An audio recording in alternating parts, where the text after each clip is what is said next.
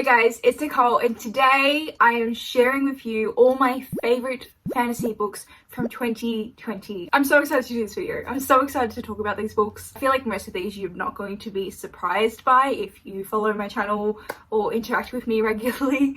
So today will be best fantasy books over 2020, but I'm also going to do best other books, so everything that was not fantasy, which includes non-fiction, adult fiction, YA contemporary, whatever else I really enjoyed that I consider a best book that I read in 2020. I just wanted to do it like this because I did read 180 something books in 2020 and a lot of them were fantasy, so I do have other favorites that I want to highlight in a separate video, so look out for that. Also, I did not include any rereads in this favorites video, so I reread The Poppy War. That's one of my favorites. I also reread the first two books in the Farseer trilogy, and to be honest, I loved these books more on this reread. If I read this book Royal Assassin for the first time in 2020, this actually probably would have been my top book of the year, so I just wanted to highlight it here and just give a little honorable mention. Last thing I will mention is I did do a video a few months ago where I talked about my best books of the year so far, so if you want to see what my thoughts were back then and what books made it in that video that didn't necessarily make it in this video, I will have that linked down below. So let's start with the book that's in 10th place of my favorites, and that is If Cats Disappeared from the World. I think this was possibly the second book I read in 2020, and I really didn't talk about it much after reading it, which I really should have, because I really enjoyed this book. We follow this man who has been diagnosed with a terminal illness, and he comes home from being diagnosed by his doctor, and in his living room is the devil. He then makes a deal with the devil that in exchange for one extra day of life, he makes something disappear from the world. And it's all sort of about what life is like when the object or thing has disappeared from the world and how he lives. It's really short, sort of just one of those books that is about the meaning of life and is very nostalgic and reflective and thoughtful. I just really like the concept. I think this is a perfect book for readathons because it's so short. It is sad, I guess, because it's about the meaning of life and life can be kind of sad, but I think it's also a very heartwarming and hopeful story at the same time, and I think the way the story was told was so clever and fun, and I think that just really contrasted nicely with the actual bleakness of the story. This is also translated from Japanese, so if you're looking to get more into translated works, I highly recommend this. Number 9 is another book I read and just really haven't talked much about since completing it, and that is The Child Thief by Brom. So I read this book for my Peter Pan retelling video, and this is essentially a sort of really dark fantasy, almost horror-esque retelling of Peter Pan. We follow a boy in here called Nick who gets taken away by the child thief, which is our Peter essentially, and all these children get taken away to this island called Avalon, which is Neverland, and all the other children who have been stolen and taken to the island, like Nick, make up what is this book's version of the Lost Boys, but there's also girls in it, and a lot of them come from families and backgrounds where they were abused or they might have been homeless. They all come from really difficult situations, and then they're put on this island, and this island's really dark. There's a lot of monsters that are out there to kill them, and it ends up being a little bit of a survival story, but it does become a lot more about that. I really loved learning about Peter in this. We get a lot of his origin story, and I really enjoyed reading Brom's take on Peter. Also, my favorite thing about this was the island. I felt like Brom really took the island and made it its own character, which just made for such a fun story. I really enjoyed as well the art in this. There's art throughout this book. I think what really appealed to me about this Peter Pan retelling, especially in comparison to all the other ones that I read, is often when Peter Pan is retold, there's a very heavy focus on the romance between Peter and Wendy, or possible romance, whatever you want to call it. But in this book there wasn't any romance, but there was a really strong focus on the island, on Peter, on the origins of them, but also the darkness of the story. Because if you think about Peter Pan, it is kind of a little bit of a darker story, but because it's like, you know, a children's tale, it's so often retold in a way that is light and fluffy, whereas in here we really just delved in deep into the dark side, and I really enjoyed that, and I definitely need to try and read more books by Brom, which I plan to do in the future, but I highly recommend this. There's a fair bit of like sexualizing of women I remember happening in like the first 50 pages, but that does definitely die down, so if you start it and you're a little bit like, ugh, I don't know if I'm going to be able to read this, if like that continues, it definitely doesn't, because that was the one thing I can remember being concerned about. But other than that, I don't have any complaints about this book. I just loved it. I thought it was fantastic. My next favorite was at one point in the year at the top of this list, and it unfortunately got bumped down for reasons I will explain why in a minute. But in 8th place is Words of Radiance by Brandon Sanderson. I actually really struggled to decide where to place this book amongst this list because at one point this was in my top 5. My love for this series is definitely tainted by the follow-up book to this book, Oathbringer, which is book 3 in the series. This book is book 2. Because I did not love Oathbringer, I really didn't love the direction with characters, their storylines, and also development. So this is book 2 in the Stormlight Archives series, which will be eventually a 10-book long series, but all the books will not be published for like another 20 years or so. This series is quite difficult to sum up, especially since a large majority of the first book is full of world building and just setup of the story, which is necessary for such a long series. In the first book, we are really introduced to,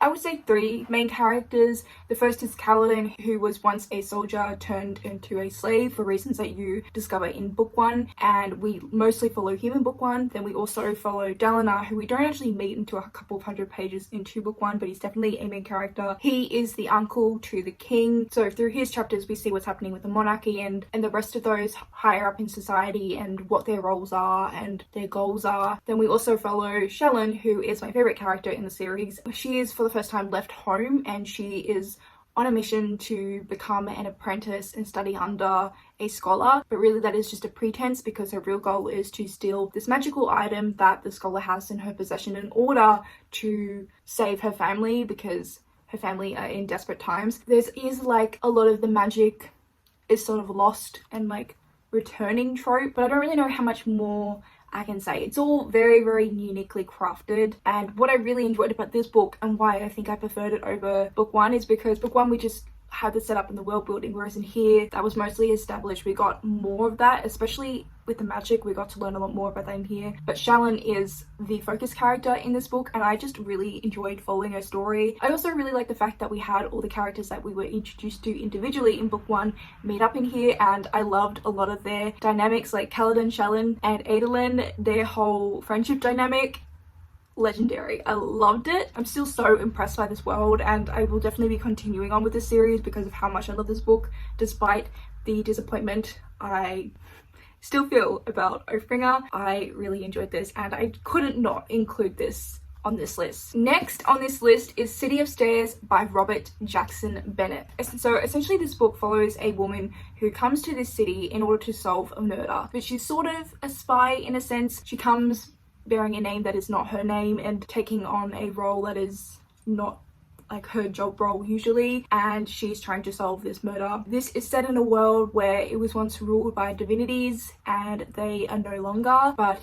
there is things that start happening in this book that sort of lead the main character and those she's acquainted with to think maybe the divinities didn't all disappear like everyone thinks. There's a lot of world building which makes the story quite dense, so I wouldn't recommend this to someone who's a beginner in adult fantasy particularly, just because it is quite hard to get through the beginning. But I think once you get into it, it's so good. It's so intricate and interesting. I really love the characters. Robert Jackson Bennett really writes characters I love, and I love their dynamics, like this main character who we follow and her trying to put up a pretense of being someone she's not. She comes into contact with someone that she used to have romantic entanglements with when she was young. So cover blown quite quickly, and I really thought the dynamic was really interesting, and I really liked that we got to see them younger and not just understand their relationship but also their morals and why they sort of chose their life paths the way they did. And I also did really end up loving the world building. There is so much history in this world. There is so much that is still occurring in this world that has been impacted by the history. Like there's still like cults and like religious groups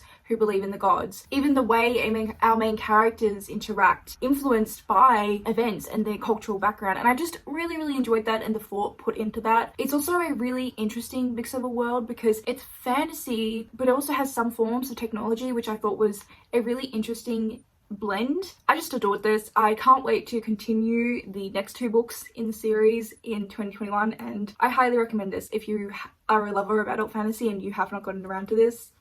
give it a go. It's really, really good. The next book on my list is Kindred by Octavia E. Butler. So I read this book for a video I did where I read a bunch of time travel books. So this is a time travel book. I love time travel and I thought this was such a well done one. In this book, we follow a black woman who is living in the 1970s. She's suddenly pulled back into 1815 on a plantation and assumed to be a slave. And she starts interacting with this boy who she meets in the 1800s, Rufus. This boy almost drowns. He's a white boy. He's also the son of the plantation owner. And after she saves him, she's dragged back into the future. After this, she keeps being pulled back into the past. And every time she is pulled back, she meets Rufus. And what's really interesting is we actually watch Rufus grows up, because when our main character Dana is pulled back into the future, it hasn't been that long in the future time period. Most of the time it's only been a few minutes, but every time she goes back into the past, it's been years. She sees Rufus grows up. It's really terrifying just watching that. It starts off and she saves Rufus and he ends up just becoming a very abusive, awful, racist, and another just plantation owner. The way this book explored racism and power was so powerful because of the way it was done. So, for example, the way the time traveling works in this, every time Dana is pulled back into the past, it's because of Rufus. And just that in itself, and how she was under Rufus's control in that sense, even though it wasn't something he could strictly control, it was still done by his will. Just that whole representation, because she's a black woman and he's a white man, he's also a plantation owner. There were just so many decisions that Octavia E. Butler made like that in this book that were just so meaningful, and that was what I really loved and took away from this book. I really can't wait to read more of Octavia E. Butler's work, because I just really loved how she explored the themes and the story and the characters. It was a really powerful novel and a really sad one too. If you can handle those sort of heavy topics, I highly recommend this and encourage you to read it. The decisions Octavia E. Butler made in this were just simply genius. Next up is a book only just completed in December, and that is The Sword of Kaigen. Oh, this book. This is a standalone fantasy that is actually a prequel, so the author does intend to write a series that will be set in the same world. I do not believe we follow these characters. I hope I'm wrong though, because I really want to see these characters again. In this we follow two perspectives. We follow Imam Misaki. She is just sort of a quiet housewife when we meet her, and she's quite obedient to her husband, and she's quite unhappy with her life, but she's very devoted. And her husband and his family, they're this notorious warrior family, so she has to follow traditions. Whereas when she was younger, and we get to see what she was like when she was younger, she lived outside of this island that they live on, and she was a lot less quiet. She was a warrior herself. She stood up for what she believed in more back then. She was just a very different person, and you can tell that she's been really sort of weighed down or forced down by her husband and like society expectations, particularly like the expectations that are in place on this island, because this island is a little bit away from the rest of the world, but it's also very traditional and not as modern, because this is fantasy, but it's urban fantasy, and this island is sort of, you know, even further away from modern technology than the rest of the world in this book is. Then we also follow her teenage son. He will be the next like heir to their family. Part of the reason their family is so special is because of like the magical ability in this world, which is kind of like waterbending, but their family have mastered like a secret technique that they use to like fight, so that's kind of why they're so well known. Essentially this island is like invaded, and that's kind of all I want to say, and it's about that conflict. I loved this immediately when I picked it up, because the beginning gave me like the strongest Naruto vibes. There's like different clans, and sort of different clans had like different magic, the whole school setting as well. Even like the start of the setup between two of the characters seemed like Naruto and Sasuke vibes. It didn't continue to be exactly like Naruto. It's a standalone, so the plot doesn't expand a whole lot from here, but I really recommend this if you love Naruto. Also, the way the people in here really dedicate themselves to becoming warriors. Also the island, the small island where everyone knows one another,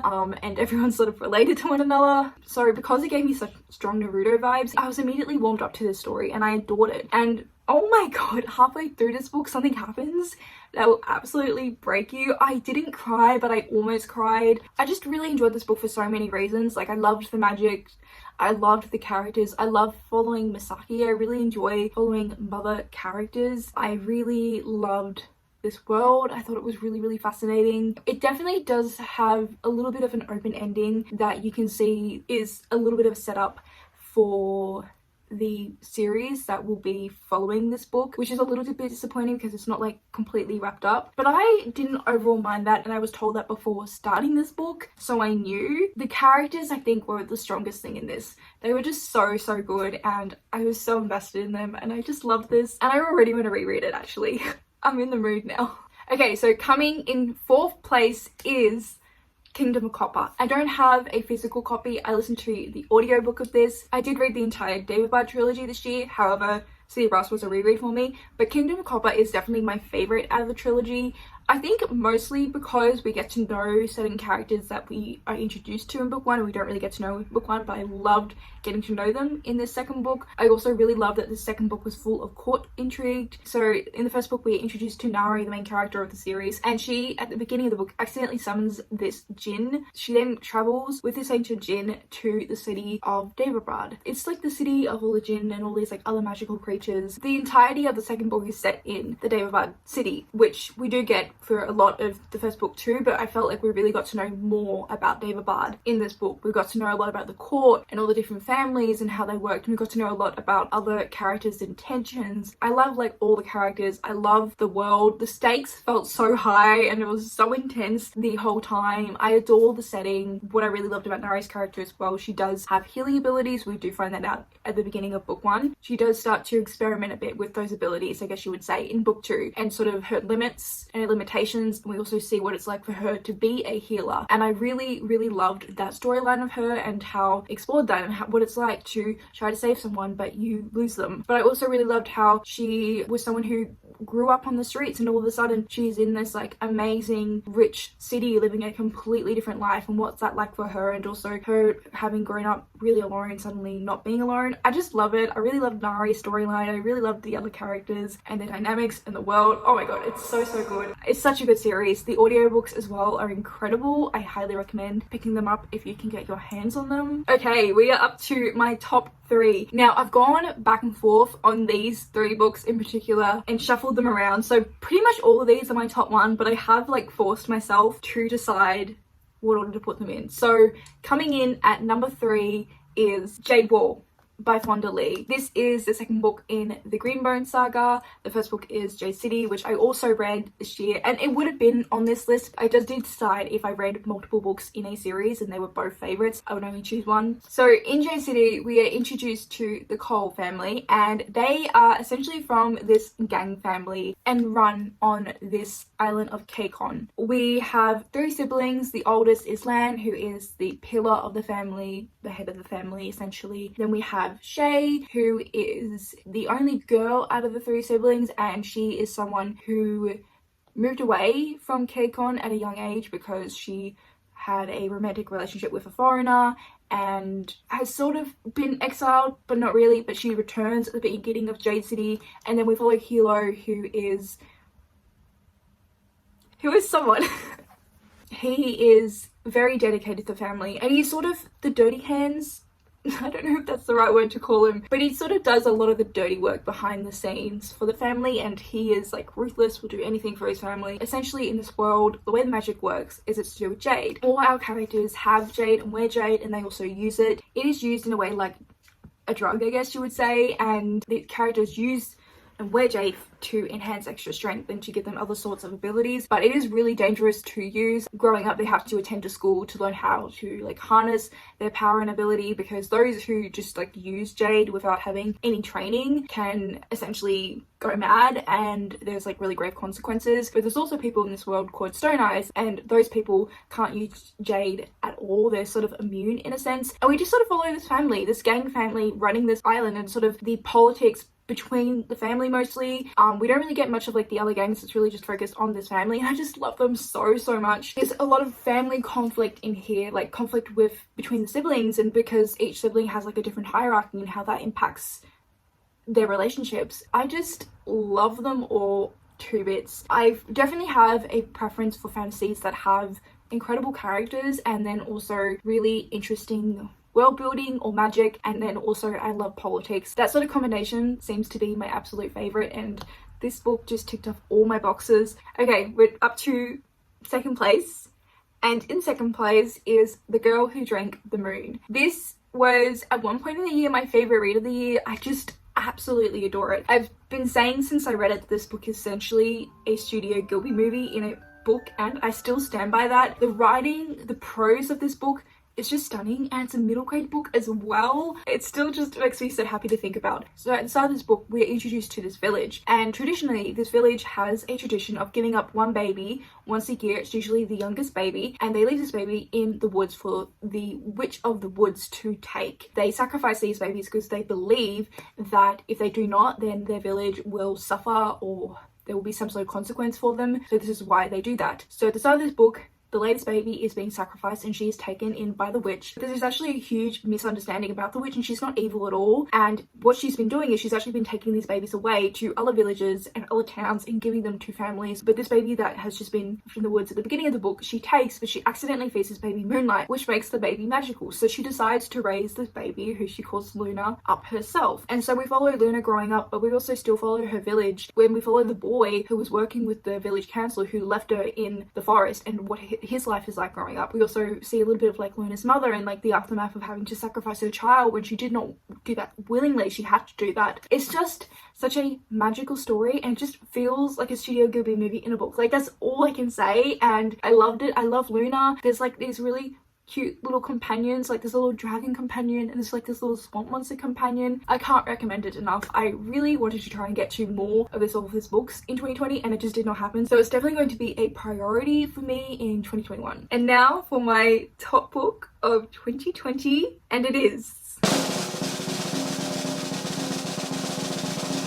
The Fifth Season. This was really hard to decide what was number one, and I think the deciding factor for the fifth season is a reason I actually can't tell you because it spoils the book. But there is a moment in this book where things start to connect, and if you've read this book, you know exactly what I'm talking about. But it is because of that and the way the story is told that this book gets first place. I adore that sort of form of storytelling. I think it's just genius. It's just genius. Really makes me think about the book for a very, very long time after I've completed it. So the fifth season, we follow three characters. We have a mother who has just come home and her son has been killed by her husband. We have a young girl who is just about to be taken away from her home. And then we follow a young woman. So all these characters have a magical ability where it's like an affinity that makes them tied to the earth. So when they get quite emotional, whether that's like anger or sadness, their emotion, if not under controlled, can trigger the earth and cause the earth to react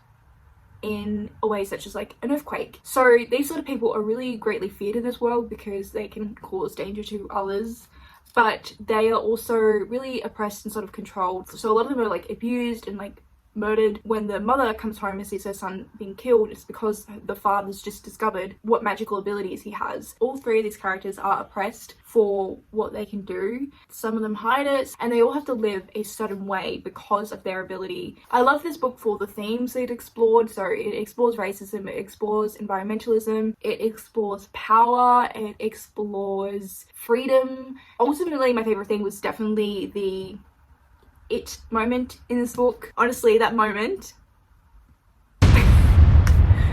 it's really incredible, and that was really the deciding factor that made this my number one. And I have since read the second book. I did really enjoy the second book. This is still my favorite. I've yet to complete the series, but I cannot wait to get to the last book very soon because I need to know what happens and how things end up. And that is it. Those are all my top fantasy books of 2020. Let me know if you guessed what was going to be on here. Did you guess my number one as well? I'm so curious. Like I said, there will be another video coming out shortly where it's me talking about my favorite books that are other than fantasy. So look out for that if you are interested in hearing what else I really enjoyed. Otherwise, thank you so much for watching, and I really hope you're enjoying whatever you're currently reading, and I hope to see you next time. Bye!